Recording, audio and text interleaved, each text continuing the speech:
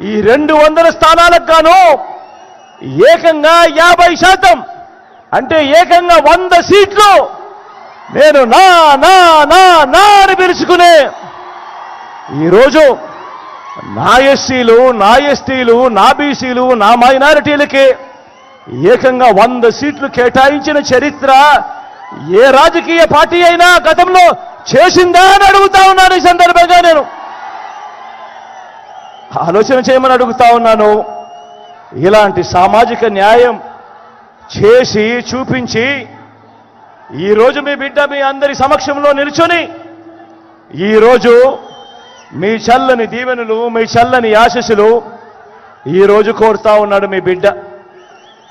మరో వంక చంద్రబాబును చూడమని కోరుతా ఉన్నా, మరో వంక కూటమిని చూడమని కోరుతా ఉన్నా, మరో వంక మోసాలు, అబద్ధాలు, కుట్రలు, వెన్నుపోట్లు, పొత్తులు, మేనేజ్మెంట్లు వీటిని నమ్ముకొని ఈరోజు చంద్రబాబు రాజకీయం చేస్తా ఉన్నాడు. నేను అడుగుతా ఉన్నా, ఈరోజు మీ బిడ్డ పేరు చెబితే మీకు నేను ఇంతకు ముందు చెప్పిన ఇన్ని పథకాలు గుర్తుకొస్తాయి, ఇన్ని వ్యవస్థలు గుర్తుకొస్తాయి. మరి నేను ఇక్కడే నిలబడి అడుగుతా ఉన్నాను, మరి 14 ఏళ్ళు ముఖ్యమంత్రి చేశాడు అని చెప్పుకుంటా ఉన్నా ఈ చంద్రబాబు నాయుడిని అడుగుతా ఉన్నాను. 3 సార్లు ముఖ్యమంత్రిగా చేశాను అని చెప్పుకుంటా ఉన్నా ఈ చంద్రబాబుని అడుగుతా ఉన్నాను. నేరుగా నా ప్రజలను అడుగుతా ఉన్నాను, పేదలను అడుగుతా ఉన్నాను. 14 ఏళ్ళు ముఖ్యమంత్రి చేసిన చంద్రబాబు పేరు చెబితే మీకు కనీసం ఆయన చేసిన ఒక్కటంటే ఒక్క స్కీమ్ అయినా గుర్తుకు వస్తుందా అని అడుగుతా ఉన్నాను నేను ఈరోజు ఈ సందర్భంగా.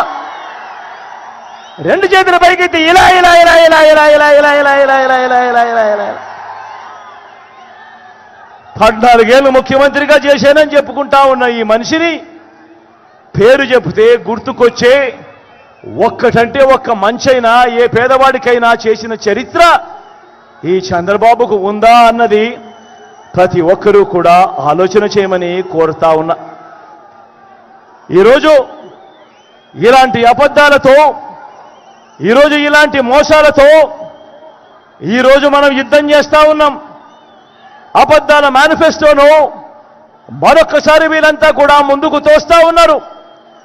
కాబట్టి ఆ మేనిఫెస్టో గురించి మీ అందరికీ కూడా 4 మాటలు చెప్తాను.